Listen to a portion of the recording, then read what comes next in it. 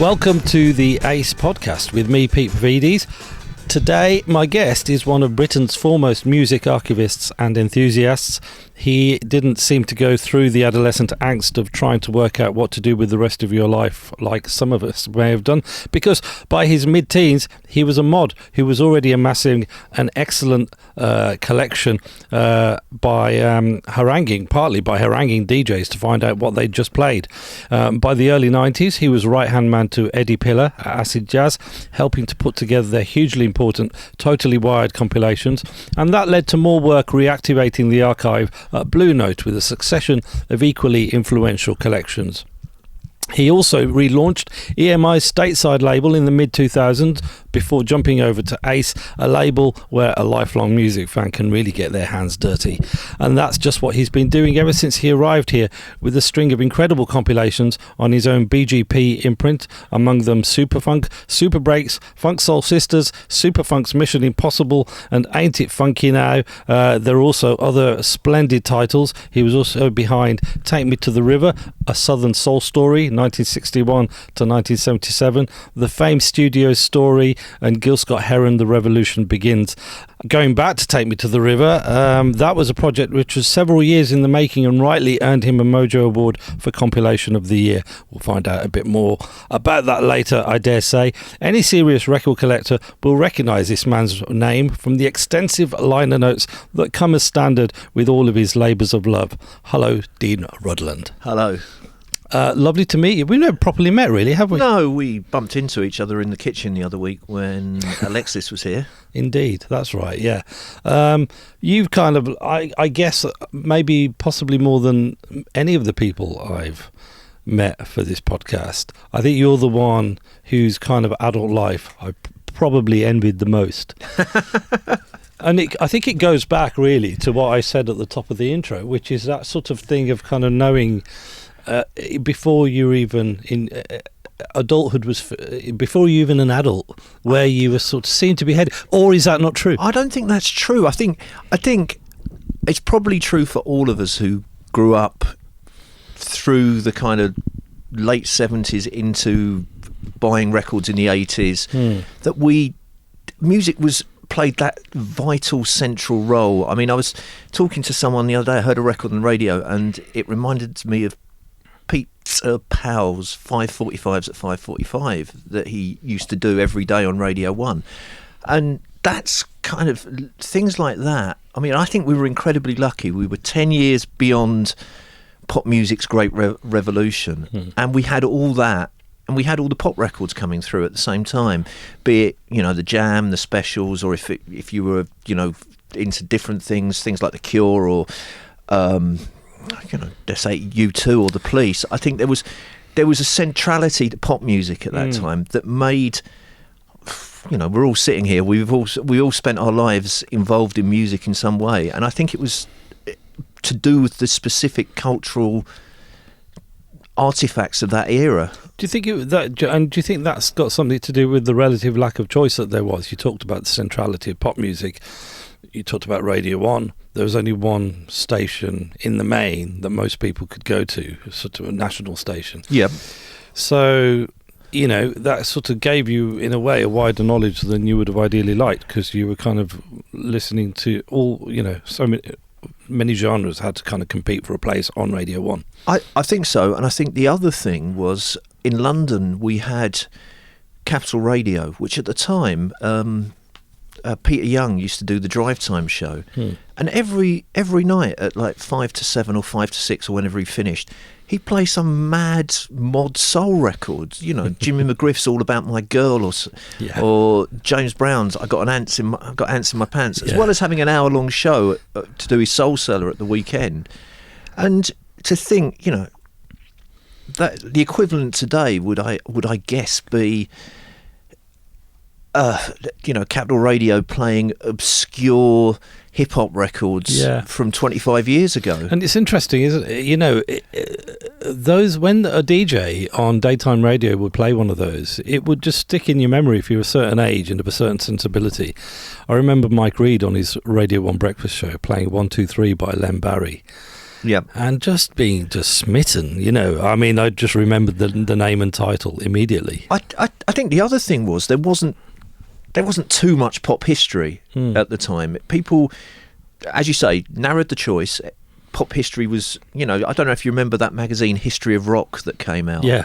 And there was very much a kind of very narrow definition of the history of rock. Yeah. Soul music kind of lost its way after 68. Rock music was a bit boring in the early 70s, and then punk came back.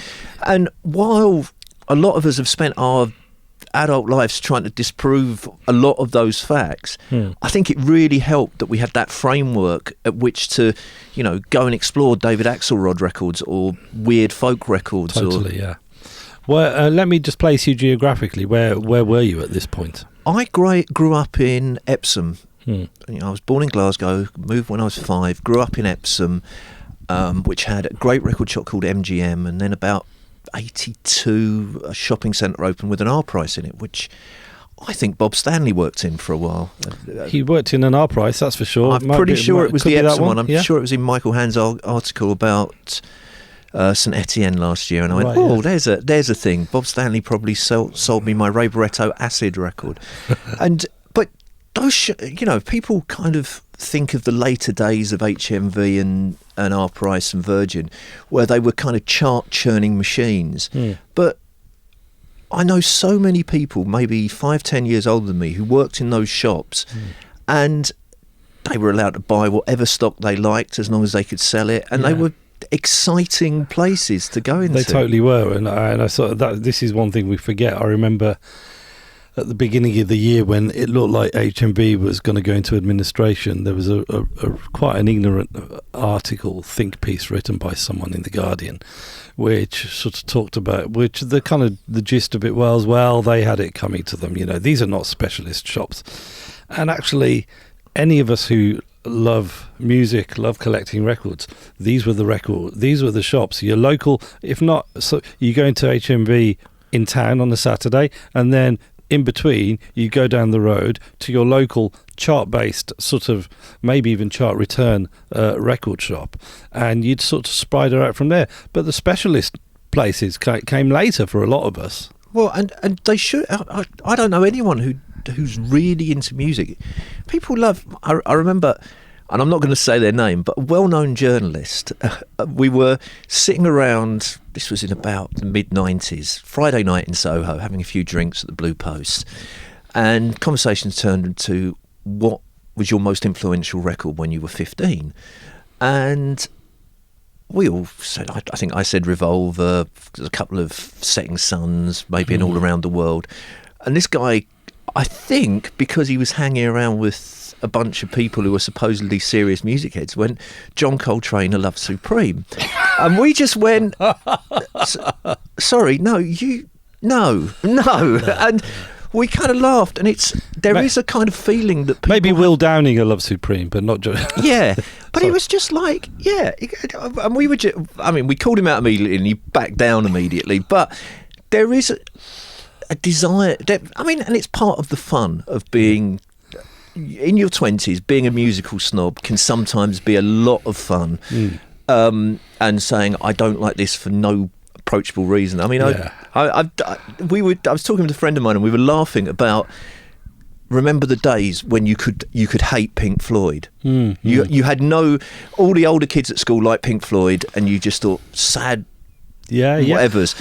And the clarity of youth disappears as you realise. It's so true. I've said this before, but I'm starting to wonder if the actual journey that you go through as a lifelong lover of music is to gradually end up liking everything, because you know, when the tribalism and the snobbery of youth sort of goes, and you connect all the bits up together, and you actually understand why everything exists and who it's for, then you can end up sort of feeling quite defensive of anything, you know. And that, I feel like sometimes that's where I'm kind of heading. I can't be that iconoclastic sort of faux firebrand of my younger days. And sometimes it's really disappointing, isn't it? I know. But you were sort of like, so you mentioned, so you might have said in that conversation, you might have said like, so Setting Suns and Revolver kind of spring to mind. So that paints a picture. That paints an immediate picture of you, really, in a way, as a younger kid. It is. I mean, the way I got into, apart from pop music being everywhere, the way I got really into music was, there was a TV programme when I was 10 that was the million-selling hits of the UK, Britain's biggest singles.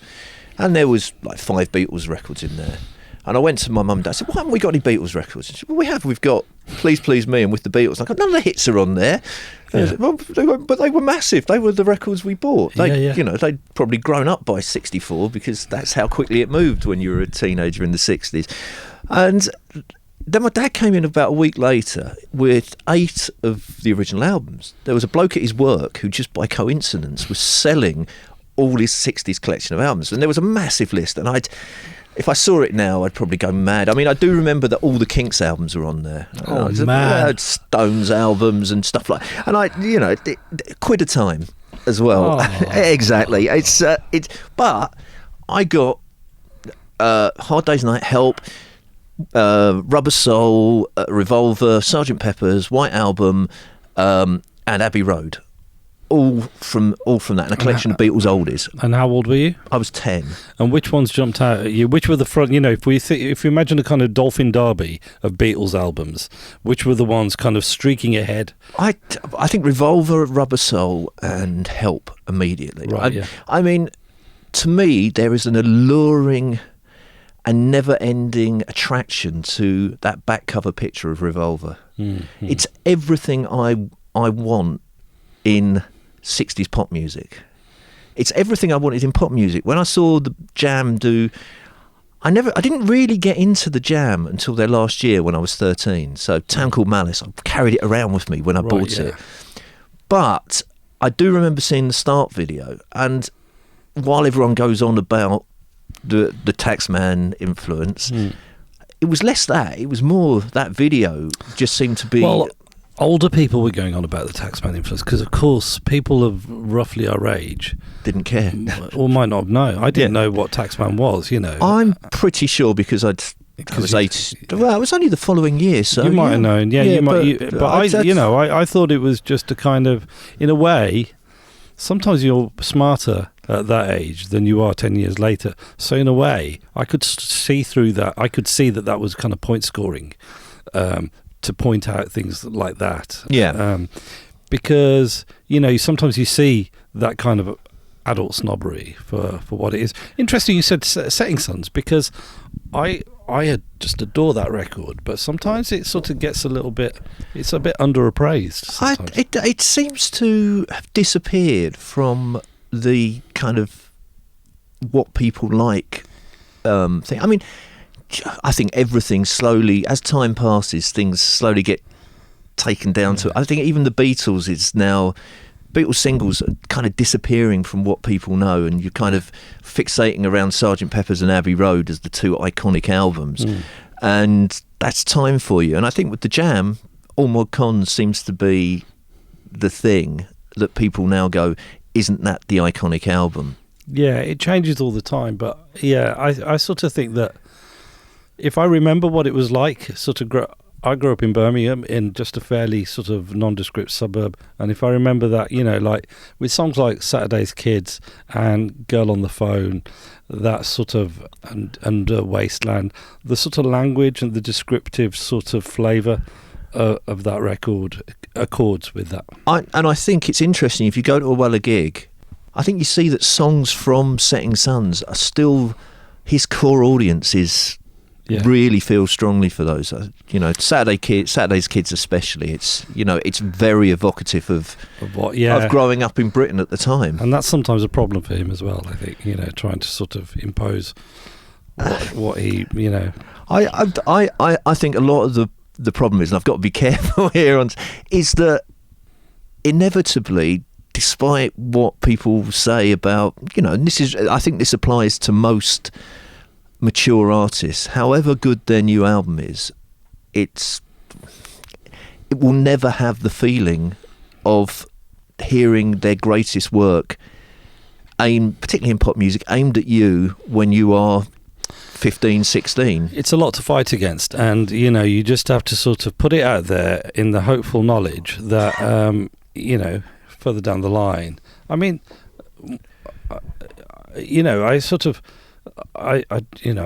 my kids are that age where I've got 2 daughters and I drive them around a lot, and so often they're putting their playlists on. And it was interesting to sort of hear my 16-year-old on one of her most recent playlists. She's got "The Cranes Are Back" by Paul Weller, right? Which was like about 2 or 3 albums ago. Yeah. She's not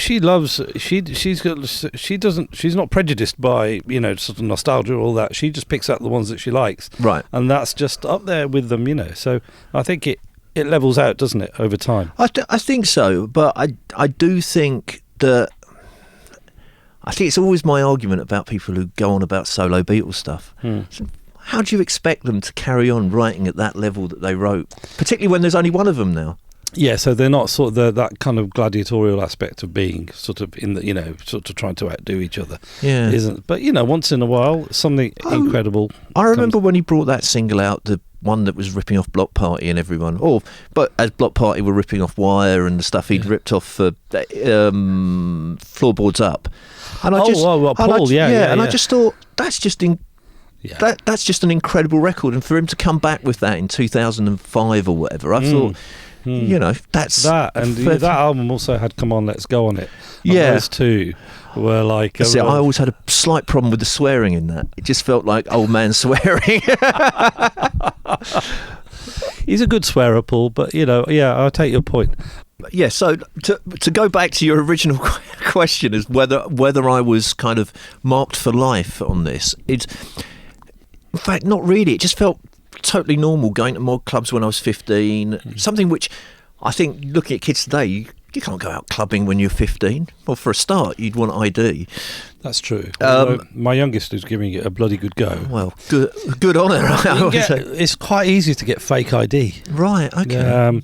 To a relatively high standard as well. Oh, good. And but on top of that, it was just I ended up just drifting into university. Where did you go?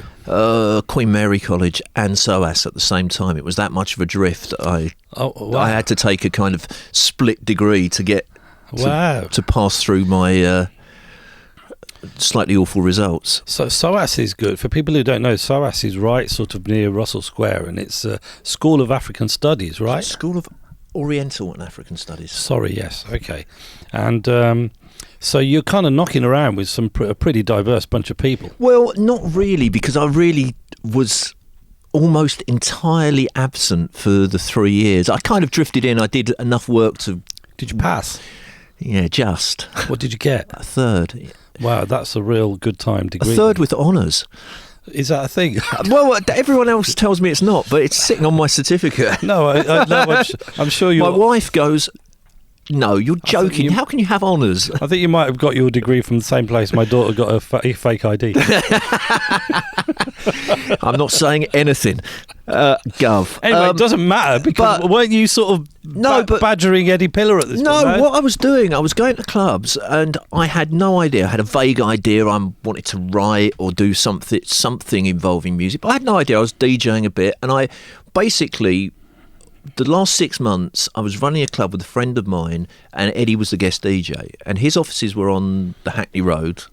Queen Mary's is on Mile End Road. For people not listening in London, that's about a half-mile walk. So I was dropping flyers off there. And the day I got my rather unimpressive final result, I went in, and he said, "Well, what are you doing?" I said, and he said, "Right, have a job." Wow. I can't pay you. I can't pay you, but we'll give you expenses. What was the year? This was 1990. So you really, your timing was impeccable, because it was, but at the time it seemed really bad, because what basically happened was the day I joined, they released 3 records. They released Brand New Heavy's Dream Come True on the independent version that did nothing.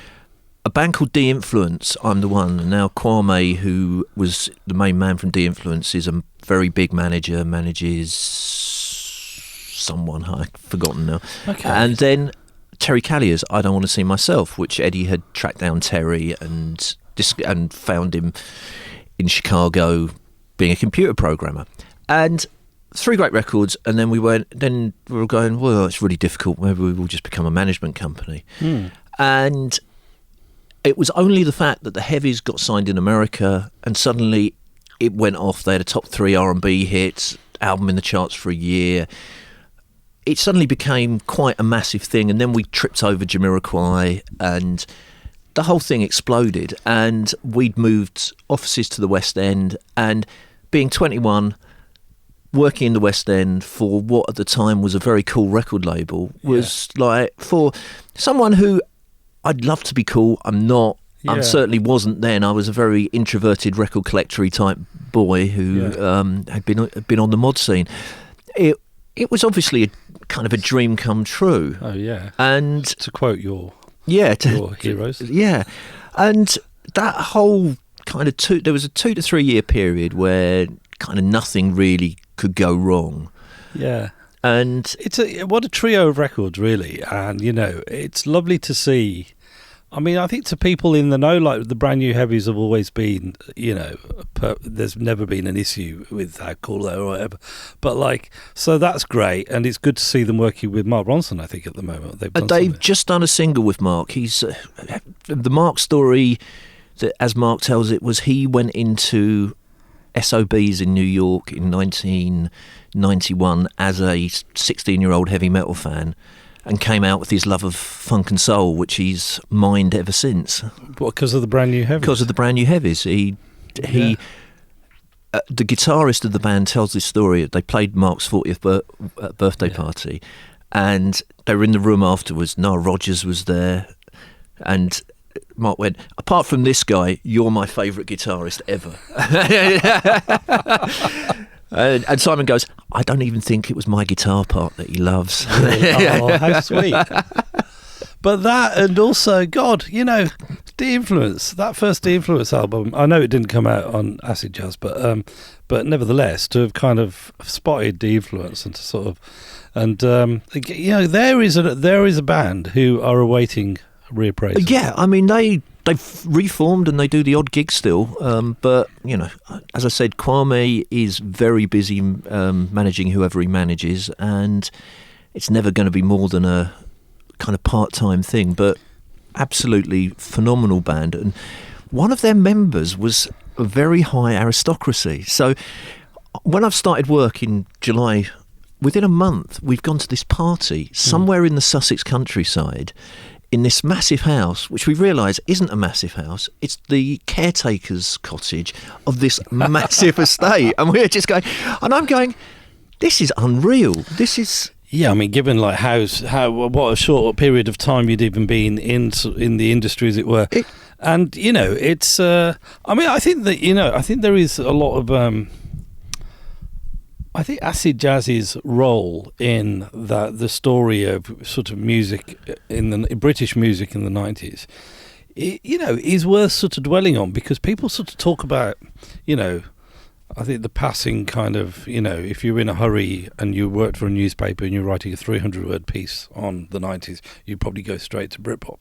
But I think the kind of the sense of the vibrant atmosphere in London in the early 90s, without which Britpop might not have happened in the form that it did, is, in great part, sort of down to acid jazz and stuff that was happening around that. I think it's a really, really good point. I think there was a lot of things going on, and it wasn't just the acid jazz type clubs, it was also the scene at Smashing, and there was another group of people which was called PPQ, who were a bunch of guys from the Isle of Wight who had also been ex-mods, and they had a scene going on as well.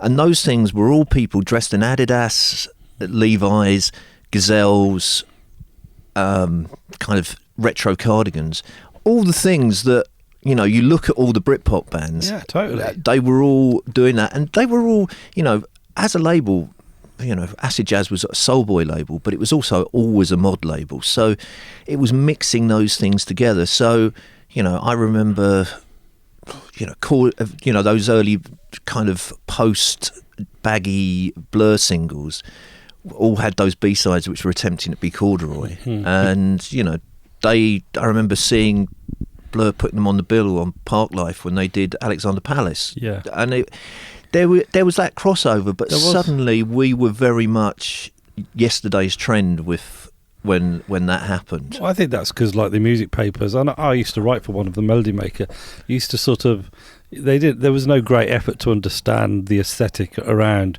acid jazz, and I remember it well. Part of the reason I remember it was, and Talking Loud suffered from this as well, which was, I guess, an affiliated label. We can say that it was an affiliated label. Not in front of Giles, you probably can't, but but yeah, it is. I mean, but and the interesting thing about all that was, I certainly remember. I mean, part of the reason I remember it is I just started at Melody Maker, and so I was looking for work to do, and it was very easy for me to get work reviewing gigs by artists who are on acid jazz and Talking Loud, because not many other people wanted to do them. So it was great for me because I was very happy to go to those gigs. Paul Weller's an interesting one as well, because I think he sits at the exact point of intersection between the sort of Britpop thing and the acid jazz thing. You're absolutely, you're 100% on the money there. I mean, I'm trying to remember when I first ran into Weller, but I do remember once walking into our studio. We had a studio downstairs in Denmark Street, and my eyesight was starting to go. And who's that bloody mod at the bottom of the stairs? And oh, bloody hell, it's Paul Weller. But yeah, actually, I now do remember the story. It was because DC Lee's best friend ran our studio, and she was often around, and actually one of the first times I met her, I couldn't think of anything to say, but I just like, what was it like to be on stage at Live Aid? Because I just thought that is a pretty nuts thing. Fair enough. You know, but we were all hanging around in the office one night, and Paul was meant to turn up, and he turned up, and he'd just been mixing his first solo album. And he said, "Oh, sorry, I'm late. Do you want to hear what I've been doing?" And I'm just sitting in the corner of the room going, "Yeah, please." And he played Bull Rush off the first album. Wow. But that whole, you know, he was on the acid jazz Dingwall scene. He was someone we would often see around, and you know, he was on a bunch of records on the label as a kind of guest musician, and yeah, and then he was very much part of the Britpop thing as soon as that happened, and it was because I think it was for the same reason that he was central to our scene. We were looking up to him, and so were all those guys coming through on.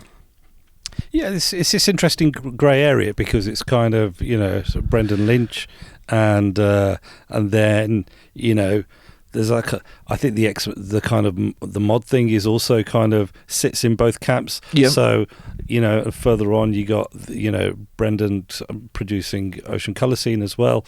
So it is these worlds coming together, and then you got sort of things like what was it, Blow Up at the Laurel Tree. Yep. Which was again a kind of emerging kind of ground for kind of both those things. Yeah, and just one of the most exciting clubs I've ever been to, both there and when it moved to the WAG. I mean, I feel very lucky to have DJ'd Blow Up when it was at the WAG, because it was just such an exciting place for a few years. And I guess, you know, moving into, you know, I guess you would have, without really knowing it, I would imagine you would have done a lot of unwitting sort of legwork for that would have borne fruit with the work that you've subsequently done with Ace, which is, you know, when you're DJing regularly, you know, that kind of hunger to find the next kind of brilliant thing that you can sort of play at these places is all consuming. Well, I think it was pretty central to the whole kind of acid jazz scene anyway. The whole Giles Peterson Dingwall scene was Giles often seems to these days pretend he's all about new records and discovering newness.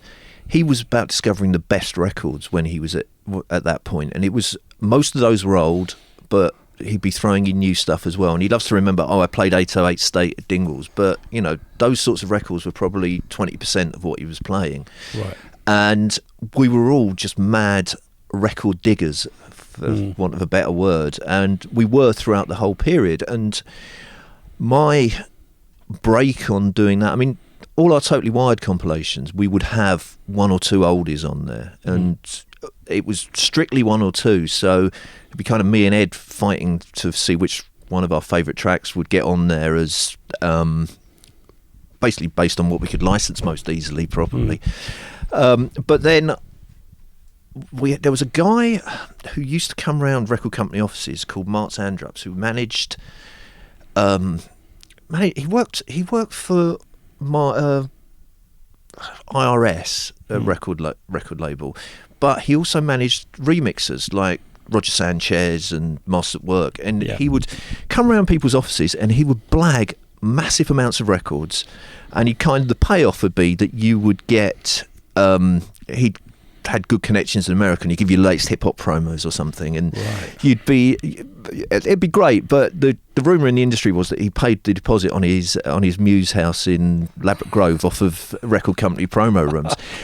I don't know, but he was a great guy, and sadly died at the age of 30 in 95. But he introduced me to. He said, "You've got to meet this friend of mine at EMI. He does the jazz stuff."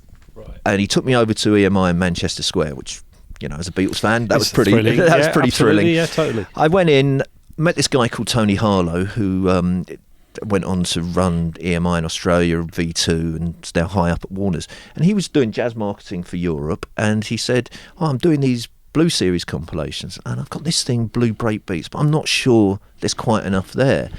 I said, well, just add some stuff that sounds like it should be there, and people will sample it. And we put that out, and it was a massive success, and I started doing those compilations for the next 15, 20 years. So there's you really deliberately mixed up the chicken with the egg there, and sort of... Yeah. So by putting things that sounded like that ought to be sampled, then a lot of them ended up being sampled. I think so, though you sometimes wonder. I mean, there was one thing we put on, which was The Worm by Jimmy McGriff, which has this kind of drum beat intro, which...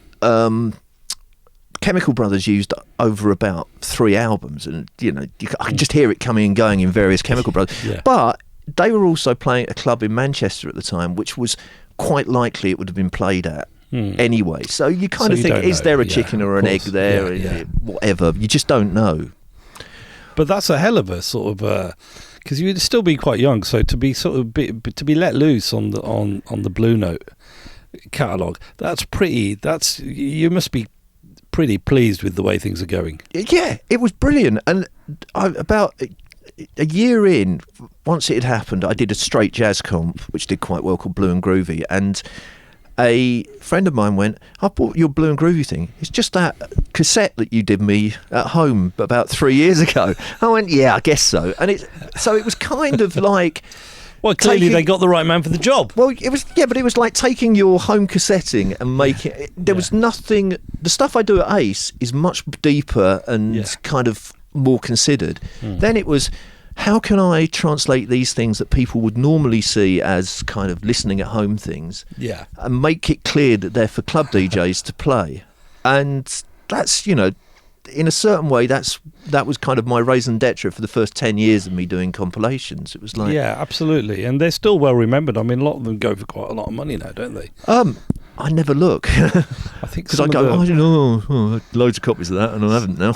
yeah. Some of the Blue Note ones, I think, sort of do very well. So let's just move a little bit on to... There is so much ground to cover with your work at Ace. Yeah. And... I mean, this is an environment where you can, like you say, you can get really, really deep and really research the hell out of something. And but what I'm interested in is how, so, when you sort of put together a sort of collection, but like a label-based collection, like the Westbound ones you've done. Yep. How do you get access to archive that's so many thousands of miles away? I mean, just purely logistically, I wouldn't know where to start. It all depends. I mean, at Ace, the great thing is that we, over 45 years or whatever, those things have been done.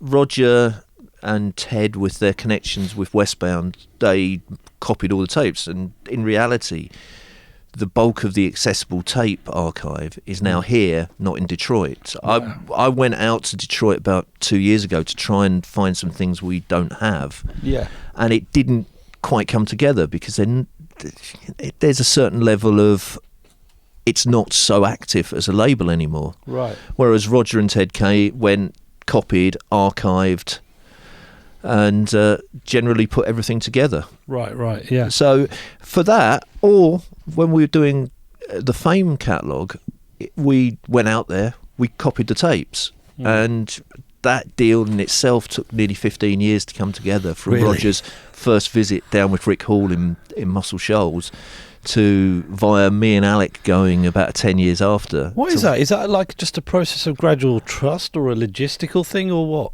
I think there's a certain level of trust. Yeah. There's also a level of what am I looking at? Level of time moves on. I think you must remember in kind of the 90s, you'd hear an interview with Mick Jagger or whoever, and they'd, I don't have a past. It's like, I have no memory of my past. I'm only moving forward. I still want to be relevant. I think there comes a point when people realise that they want their achievements to be properly archived. And I think even in 2007, Rick was over nearly 80 when he died. So he must have been nearly 70 when we went and saw him. Yeah. And he was still like, yeah, well, maybe we can do a deal, but I need you to find some way of us releasing this country stuff that I'm doing now. And me and Alec are going, well, we're not really a country label. We wouldn't help. It wouldn't help your records really. And he's going, well, So it's kind of impressive that he was still kind of hustling for new stuff. Oh, he was unbelievable, and I'm sure we got him at a much more mellow stage in his life than some of the stories that he himself would tell from earlier in his life. But the resulting compilation, the Fame Studio Story, which I'm holding in my hand right now, is just such an incredible piece of work. And we talk about, unless you kind of like actually have them in front of you, it's the difference between having just streaming something on Spotify or something, and just having this beautiful kind of hardback book which has got 3 kind of pockets kind of for different CDs embedded in it. It's just it's just a quantum difference, and so you're getting that sort of experience. The book itself is kind of the great thing with Fame. I mean, that was kind of the second thing we did. We did Take Me to the River first, the Southern Soul story. And that was more a reflection of everyone involved's knowledge, pulling things together. The Fame story, we got to go down to Fame. We got to meet Rick. We got to go through the archive. We got to copy the tapes. It was a glorious thing to do. How long were you there for? We were probably there for a couple of weeks here, a couple of weeks there. And you go down, I can't imagine how excited I'd be sitting on a plane, knowing where I was going and knowing what I was going to do. The record shopping that I would be planning in between. There's nothing you can say but that. I mean, the first time I went to the States for Ace was in 2003. We all went to Memphis. I mean, it's probably something that it would never happen again because the business has changed. But about 5 or 6 of us, of the consultants and Roger, we all went to Memphis for the opening of the Stax Museum, and it was a very useful week, just meeting lots of people, which turned into deals further down the line. I think that was when Roger went. One of the times Roger went down to Muscle Shoals to try and bring Rick on side, and.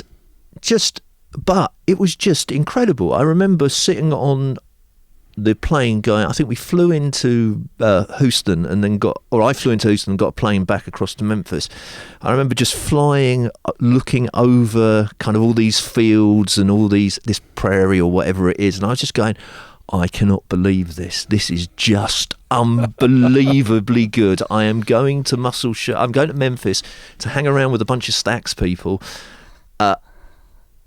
Pinch me. Absolutely. And I was listening to this on the way down, and it's kind of, there's what you think about this whole scene, the Muscle Shoals scene, and then there's what you sort of find out by kind of immersing yourself in these compilations, and just the kind of the sweetness of those, especially those early releases. I'm looking at sort of like Let Them Talk by Dan Penn, or Laugh It Off by the Tams, or Almost Persuaded by During Conquest, which is just, I love that sort of that period of kind of pop R&B soul in the 60s. Almost soul, really, isn't it? It's almost soul, and it's very pop, and it's And I think the thing is, at that point, they're trying to find their feet, and they're trying to discover what they're actually doing. So Let Them Talk, Dan's trying to be the Impressions, I think, and he's trying to copy what's big in the charts, and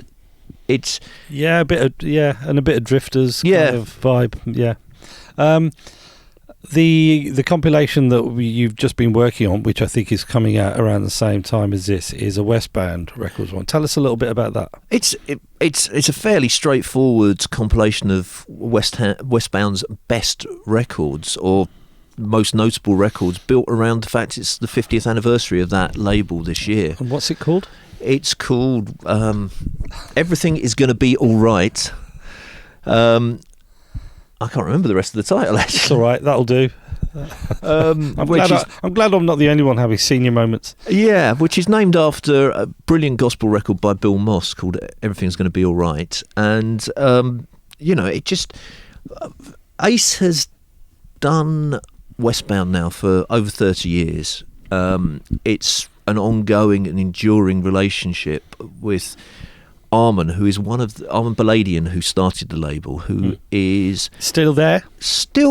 He's in his mid to late 80s now. When I visited in Detroit, he just had a cataract operation, so he had the dark glasses on, which made him look more record industry, to be fair. Yeah. And he took me down to the studio Eminem was discovered in, which is where they do a lot of their archival work. And, I'd met Arman a couple of times. Time before that was when he invested in a Luke Goss kind of Vegas-y Frank Sinatra record. I've got to correct you there. Was it Matt Goss? I think that was Matt. I was discussing this with my wife last night, and I couldn't remember which one it was. But he's just, he has spent all this time, and he sometimes, from acolytes of George Clinton, gets a hard time. Yeah. This is a man who funded George throughout much of his... Is that also partly because Westbound themselves, Westbound itself is kind of an under-celebrated label? It is, and I think part of that's because we're going back to history of rock, history of music again. Is that there's that standard story that everything in Detroit died as soon as Motown moved in kind of 19, Berry moved to LA in 1969 and lost his interest, and as soon as Motown closed in 72, Detroit never made any great music. And I've been listening to a lot of Westbound stuff and a lot of the Hollandosia stuff recently, and the records coming out of both labels at that time is just astounding. Yeah. Now, Hollandosia, I think, were pretty much funding themselves on the fact that their songwriting royalties were massive. Yeah. Arman was doing a different thing. He was the classic indie label, and he picked up a lot of slack from Motown leaving. And, that's bands like Detroit Emeralds would have probably found a natural home at Motown before that. Did they put out a record on a Motown imprint, Rick Tick? Yeah, I think before it was bought by Motown. But yeah, they were on Rick Tick, as did another of Arman's bands from the period, Fantastic Four. They had records on Motown as well, and they were, and he was also willing to take the massive risks of, making 5 Funkadelic albums when no one was interested, which were financially were a liability for him, weren't they? He was, when George left, he was $250,000 in the red. Yeah. They were a massive liability, but Arman always ended up with the publishing. He followed the old school laws that if you're a record company, you should have the publishing because that's where the money is. Yeah. And he allowed, for those 5 years, there's a garage somewhere in Detroit that has all the session reels of America Eats Its Young. and it's floor to ceiling of 2-inch reels just piled up. Are they safe? What's going to happen to them? Who knows? Who knows? But I'm sure they are safe, and no one needs to go out and look for that garage, because I'm pretty certain someone knows where it is already. It's a real. This compilation is just a proper like good time compilation. It's like I put the whole thing. If I'm like going to the gym or something, I put it on, and it would take care of me. Do you know what I mean? Yeah. It's a real. Well, it's the label was so. I mean, this is Westbound's black music. They recorded some jazz, and they also had some very odd rock groups as well. Some very odd rock groups as well. Yeah. Would I know of any of them? You might know. The biggest one was a band called Mahogany Rush. Then they had a couple of other. They had a guy called Jonathan Round, who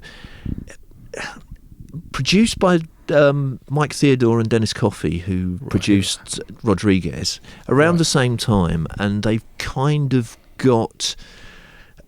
They're kind of a bit Rodriguez-y in its kind of folkiness. Apart from, it seems to have the vocal of almost Tiny Tim involved. Oh, my word. It's a bit odd. It's not quite as extreme as that, but it is a bit of an odd vocal. I mean, I kind of want to hear it now. There's also a band called Assemblage, which is kind of in that classic Detroit Bob Seger kind of slight, almost heavy metal, birth of heavy metal thing, and that is a brilliant record. It's got an incredible version of Satisfaction on it with congas and stuff. And I've only just discovered that because Mike Theodore sent them all to me. Oh, wow. And he said, have you guys got any plans to do anything with this? So I'm sure we'll come up with something. This comp is Everything's Gonna Be Alright is a kind of straight switch through all the different guises of R&B music from of the 1970s. So you've got Funkadelic, you've got the Detroit Emeralds, you've got Dennis Coffey as well in his solo guys. In his solo disco guys. Yeah. I mean, which is I didn't realise just how many amazing records he'd played on, but this is a man who played guitar on had played guitar on Ball of Confusion and War by Edwin Starr, Band of Gold, Frida Payne. Yes. He was a busy man. Wow. And I wonder if you can remember playing on all of those. There's a kind of almost self-published biography or I can't remember if it's a biography or autobiography of him, which goes into That'd it be quite worth a lot. having. That'd definitely be worth having. It's definitely on my shelf. I don't remember it being something I'd necessarily go back to very often. But you'd want the stories there, somewhere. I definitely made it all the way through when it came up.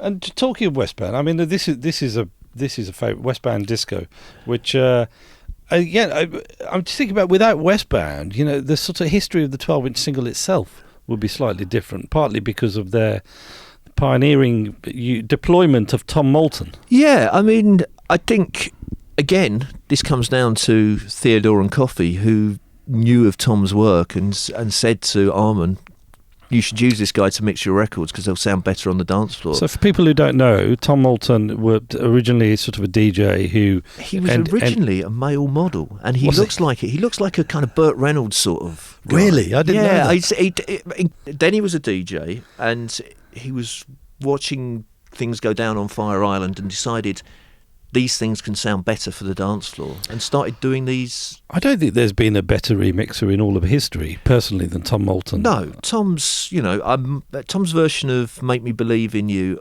is the one that everyone goes to, but off that same album, Disco Gold, his mix of The Independents, I Love You, Yes I Do, is just one of my favourite records of all time. It's just I just think he does it because I sort of like again similarly, like I think about his for me the absolute pinnacle is his remix of Harold Melvin and the Blue Notes, Don't Leave Me This Way, right? Yep. Which is 11 minutes long, and I sort of think, well, am I hearing things in that aren't in the original, or has he just literally got all the, if it was done on like, I don't know, 16 track or 24 track or whatever, has he had access to every single bit of every session that was recorded and just reassembled it. I just don't, because I'm definitely hearing things, or at least I think I'm hearing things that are not on the shorter version. I think you definitely are, and I think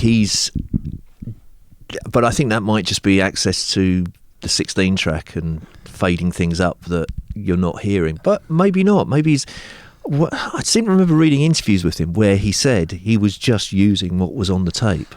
And before that, just using what was on the record. Originally he was taping them and doing edit slices with a razor blade. Yeah, I mean, it's just stunning, and that's an accompanying release that's worth seeking out. That's kind of, again, one of the things that Arman, kind of his artistic decisions to just take risks and spend money was, he said, he was approached, said you should use this guy, and for the next 2 years every album that came out on Westbound was completely mixed by Tom. He didn't mess around and say, we'll do a 12-inch here or a radio edit here. He said, go on. And it's a decision that history has been very kind to, because why wouldn't you want Tom to have done as much as possible during that golden period of his sort of career? Exactly. Fantastic.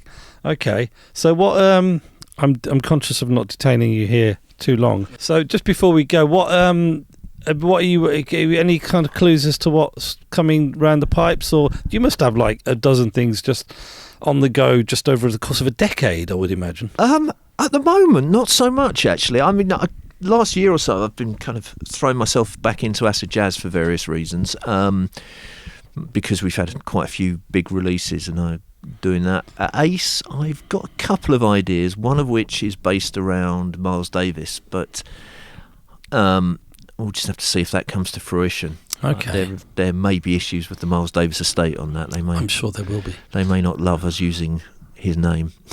No, okay. Maybe you can use a anagram or something. Okay, Dean Rudland, I thank you very much for devoting an hour of your time to this latest Ace Records podcast. I've been Pete Paphides, and thank you. Also, thank you. I'll see you again soon. Bye-bye.